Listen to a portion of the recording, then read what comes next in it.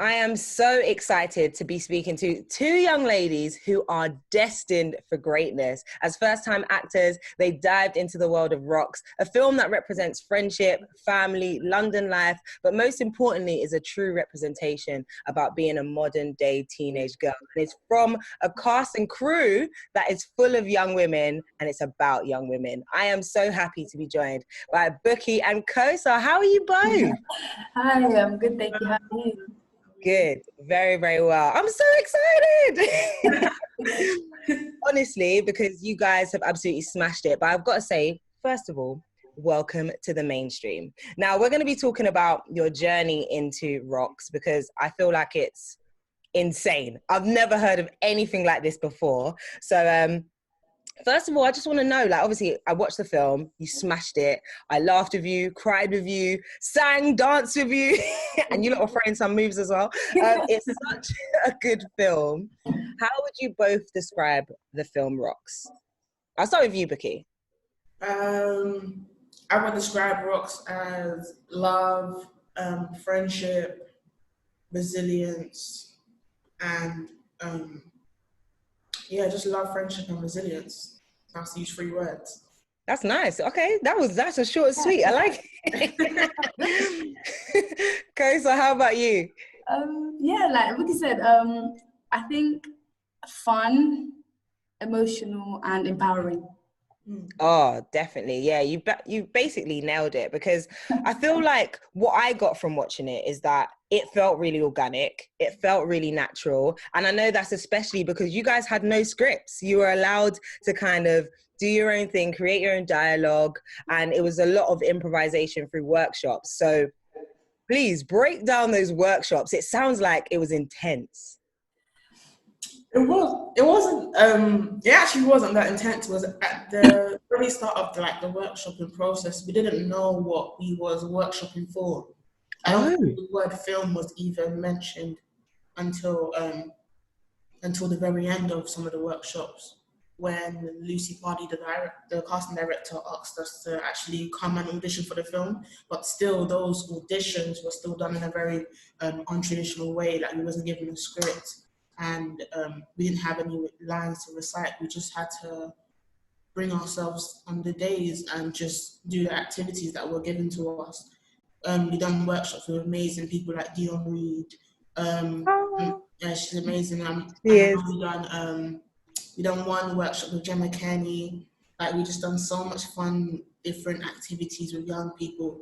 I know that they just wanted to see how we interacted with each other. Yeah. And I know towards the end, that's when we were given some scenarios, and that's when the improv started. And I feel like some of the girls could see who was gonna make it into the film and who wasn't, because numbers were starting to reduce. Yeah, like it was almost like X Factor. The contestants were slowly going. Me and Kosar would look at each other. You're still here? Yeah, you're still here. Oh no. That is quite like you said, very X Factor. All of a sudden it becomes a competition almost. So was there any kind of competitiveness between you? I know the roles were kind of developed as you went along, but you guys became the leading ladies. So was there kind of oh yeah, I want this, I'm going for this, I'm gonna make sure I kill it kind of vibes? It was not really, because when we were kind of auditioning, there was no characters. We kind of built up the characters as they got to know us. They molded the characters around us. So when we did get assigned our roles, it was kind of we were excited, we were screaming for each other. When I found out she was going to play the lead role, I was like, So there was definitely no competition, just pure love and just boosting each other up, to be honest. Yeah. That's beautiful, man. And literally, you guys are genuinely friends now, because you didn't know each other before, did you? No, didn't. We met on a workshop actually, and we just instantly connected. She's like my sister now. We even got kicked out of workshops. What? People, it was a mess. We thought we were not coming back. We thought we were not coming back. You lot are bad. But that, do you know what? That's what I love, because half the time, and I started to clock, like, this has to be improvised, because these lot are flowing too, what, like, some of the banter, some of the jokes, I was like, nah, that's too real. Like, she was literally, like, there was something you said, Kosar, where someone said something and then you mimicked her and then everyone mimicked her as well. Yeah. And I was like, that is actual... In the classroom, that's how everyone acts. And I love that you guys kept it 100 and you were able to be yourselves, but also, you know, represent, because I know that you guys especially wanted to show that, especially Bukky, you're from Hackney, it's the East London show. You were like, yeah, let's show them what it's like being us. And again, going back to you, Kosar, I know you were not holding back when it came to, nah, that's not how it would be. Yeah. Like you were quite vocal. There was a phrase that was used where you said, nah, this is dead. We need to do this again. And I love your honesty, but was you ever worried that, like, you might be crossing the boundaries, you might be saying too much? Because, you know, you're a first-time actress and you're working with professionals. It sounds like you were really comfortable around them all. Because of the way they kind of approached this from the get-go, it was such a, like, comfortable, and the environment we were in, there was no hierarchy or no one had the power. It's kind of like anyone had the power to voice their opinion and be listened to. So yeah, when we were on set, by that time we kind of knew each other for a year now, so that relationship was there, and we were comfortable around each other, so I thought I could say anything to Sarah. But when I look back at it now, I'm like, because she actually is a director. Like, back then when I was 13, I didn't know what a director was or the power they hold on set. I kind of just saw her as Sarah. But then now I'm like, my bad, Sarah. And we had to redo that whole scene, and that's also money. Like, now I know that, but back then, but that's them. We're kind of like family now, so yeah, I could have just said anything to them, and it was not in a hateful way, or, you know, but that's beautiful. And I love that, you know, you guys were able to help create these characters. So for each of you, what was the main thing you wanted to come out of the characters that you were playing? I wanted, I think for Rocks, I wanted to depict a brown young woman that had layers to her, and I didn't want to put any sort of stereotype on Rocks. I didn't want people to see her and think, oh, that's just another brown girl. That's just another brown girl. I wanted to see her for who she is. I feel like everyone deserves to be seen as an individual. I feel like we live in a society that's so obsessed with boxing people. They're so obsessed with, like, binaries and stuff like that. So when approaching Rocks, I think being truthful to myself and being able to identify myself with Rocks, and therefore being Rocks and being myself at the same time. I was being an individual, and therefore the character was more on the unique side, rather than a normal black girl that we've seen. Yeah. Like a fake black girl that we see on screen all the time. Yeah. Well done, well done. How about you, Kosar? For me, I think it was kind of being honest to my religion and truthful to myself, and kind of hopefully showcasing a normal Black Muslim girl without any stereotypes or your usual weird. Like, usually when I watch film and shows, I feel like it's always through your white gaze, where it's always that she's being forced to wear the hijab, like she's so restricted, she's in a little box. But it's not like that. I'm still me. I'm an individual for myself. Yes, I have my hijab because I chose to wear my hijab. Do you know what I mean?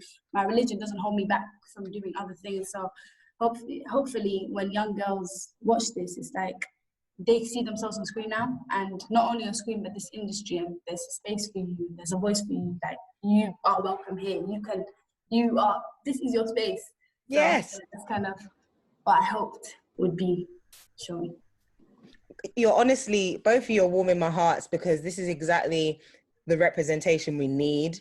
And I realize as well that, you know, even looking from my perspective, I'm like, oh my gosh, finally we've got characters that show what it was like in school. And I think as well, we've seen loads of like black shows or like you know, predominantly black leads, and it's usually the narrative of gang violence or there's some kind of negatives involved. And yours was all, even though it was a really, you know,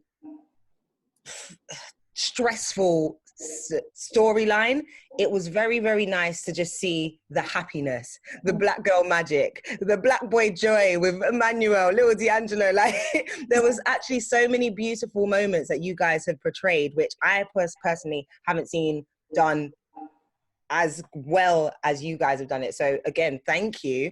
And I think there's loads of young girls now and young boys who are like, yo, they're actors now. Okay, so what advice would you give to someone that's like, I want to do that too?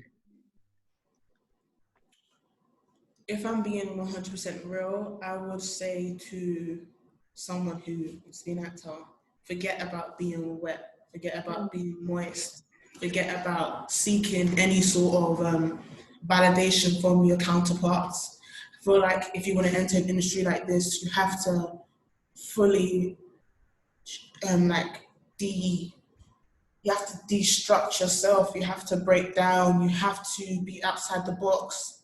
And a lot of friendship groups that we're in, a lot of people that were around, we can't seek validation from these people because not everyone has a forward mindset, and you can't act. You can't act on what your counterparts are doing, no matter how important the friendships are.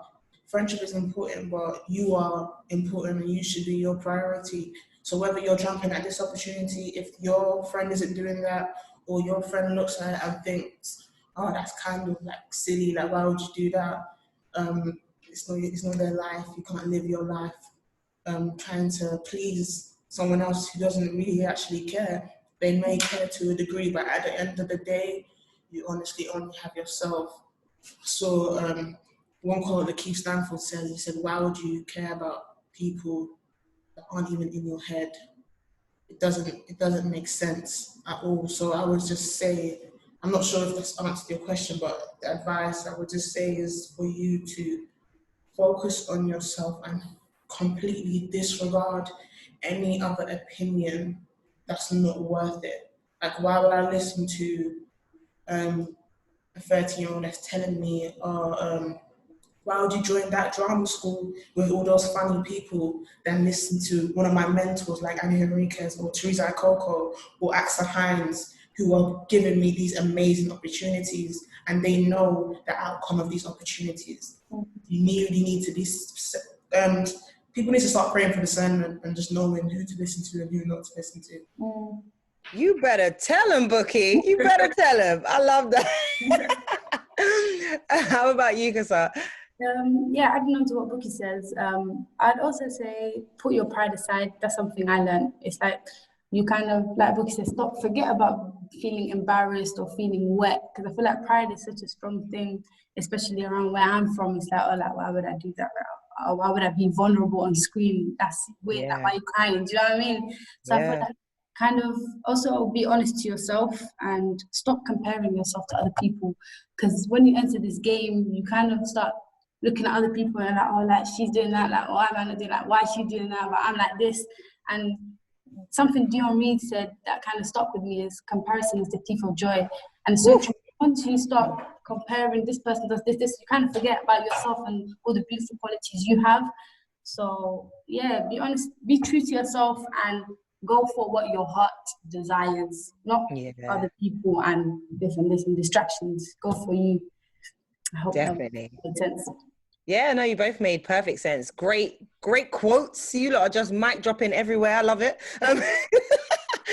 I feel like you touched on something really, really important. Like, you guys were vulnerable and you allowed yourselves to step into a whole new world as actors. I still can't believe that you guys have never acted before. Like, that blows my mind, especially when we see scenes. There was a very personal scene between your two characters as friends. where you see the relationship break down and you're both very upset. It was a breakup. It was a real friendship breakup. And we were like, no, oh my gosh, girls. I won't spoil anything. I won't say what happens next. But how did you guys tap into those different emotions? I mean, it was an emotional roller coaster throughout it. I mean, a lot of the scenes, Bukky, that you did with D'Angelo, being alone and, you know, having to be a sister mum, and then, you know, having these really intimate friendship arguments. And how was it tapping into all of these things? Was this part of your workshop training? I think with one scene, the scene where Emmanuel, the actor D'Angelo who played Emmanuel, was getting taken into care. Yes. I remember I did a scene similar to like that in a workshop, Kosar, I think. Yeah, you did. But it wasn't. It was a completely different narrative. I think at that point, Claire and Teresa just wanted to see how emotional we could get. Yeah. And I feel like out of all the scenes in the film, the hardest scene for me was the argument scene with Kosar. Wow. Because friendship is really important to me, and I've never actually had an argument like that with a friend before. I've never actually had a breakup with a friend. And seeing Samaya and Rox break up like that, it was like I was breaking up with Kosar, and I see Kosar as a friend for life. And knowing that there's so much, the situation could have been so avoided so much, but that is a friendship that may never ever get back together because of ignorance and lack of communication and other factors. It's just, I felt like, especially because I always say Rox was just mad disrespectful for swearing in someone else's house like that as well. Like, I would never do that. But true. Sarah wanted us to go ham. I'm thinking I'm still in this game. Yeah. Like, I would never do that. Like, just one quick spoiler, when Rox slams the picture on the table, I was thinking, wow. Oh, like, yeah, that burned. I felt that.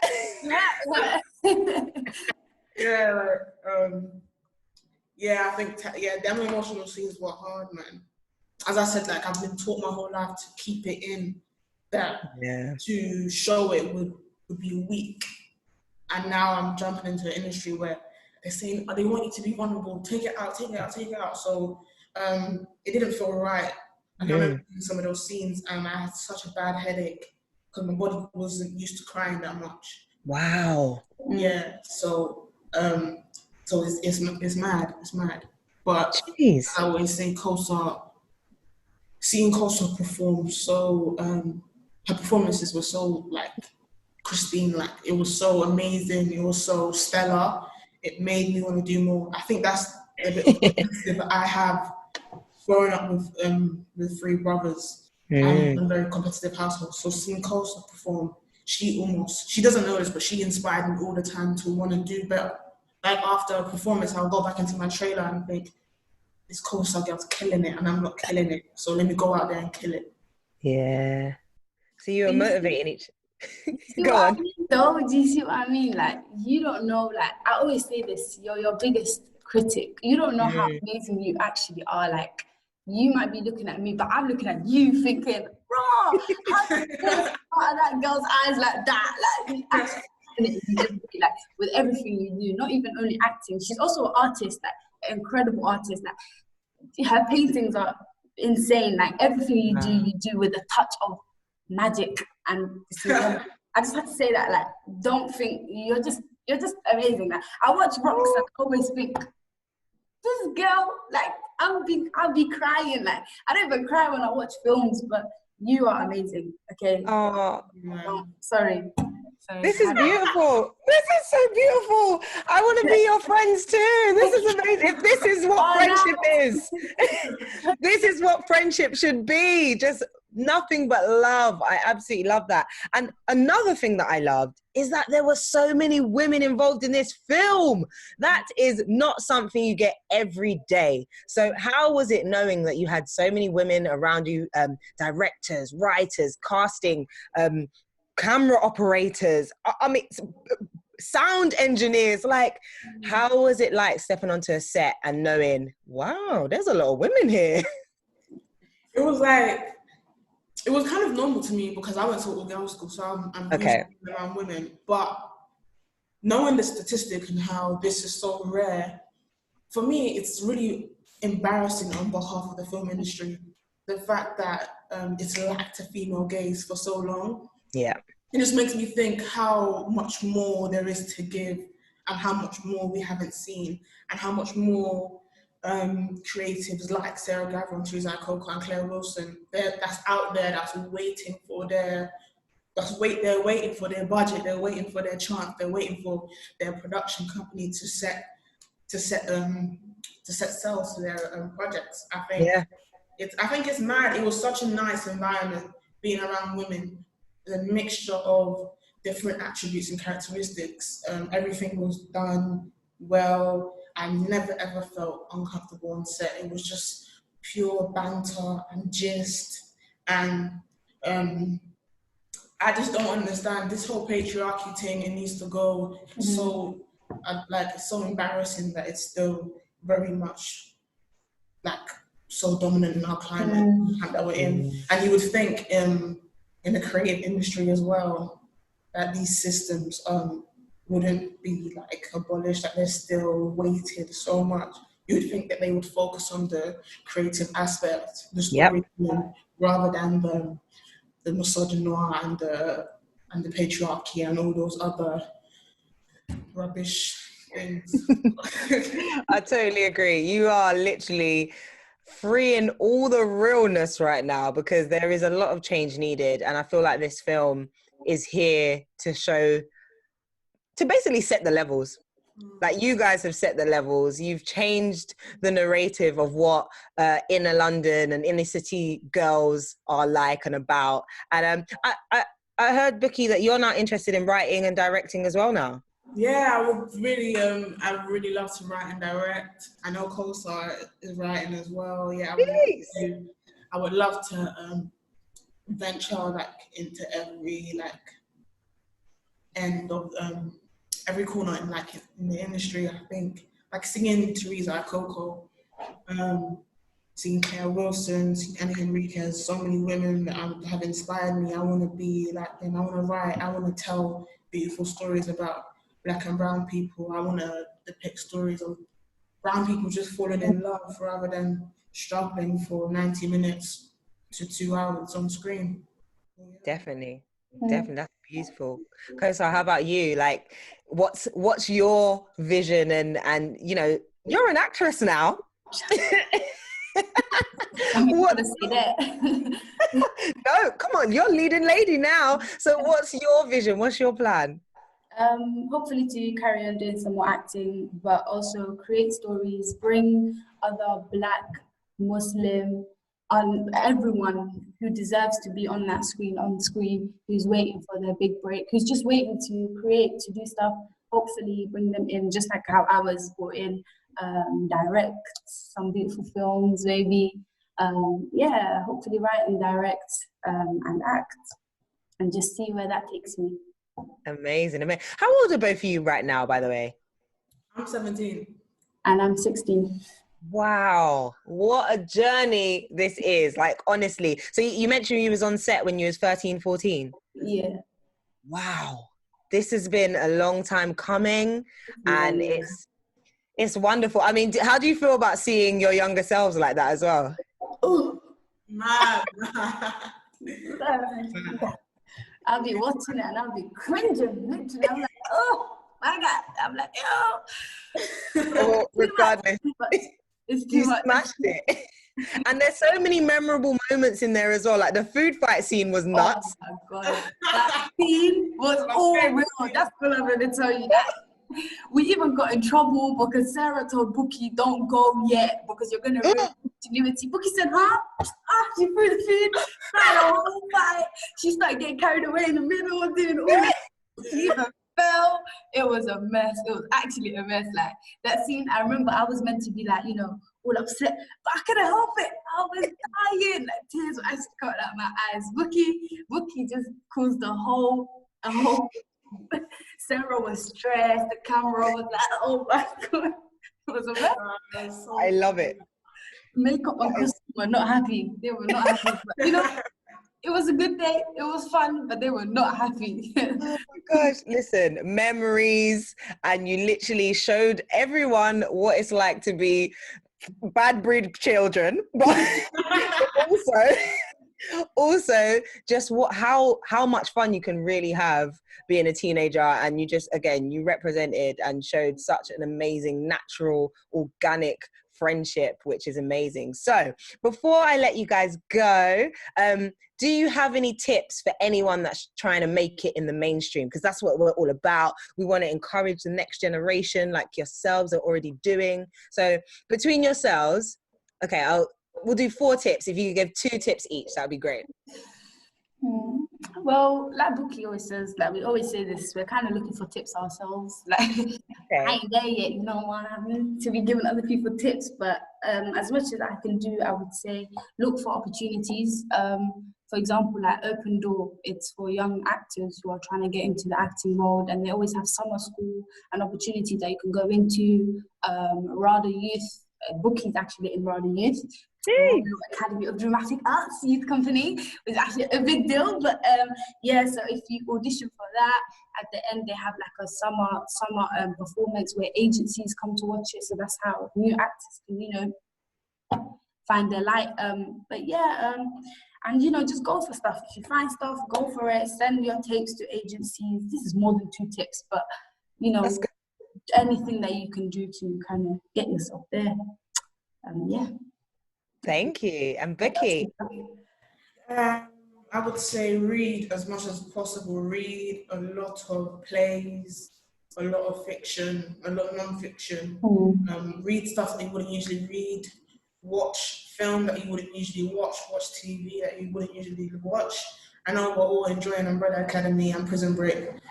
Let's venture out and watch some foreign film. Let's watch some stuff that you wouldn't usually... The Vines. Pardon? The Vine. The Vines. Yeah. Like, watch the stuff that you wouldn't usually watch, because you can get inspired by anything. I've been inspired by so much things. I would literally be at the bus stop and I would see an old Oriental Asian couple just walking, and that, for me, I feel like that's such a profound moment that I've seen. So I think it's definitely important to venture out and discover new perspectives, have conversations with different people.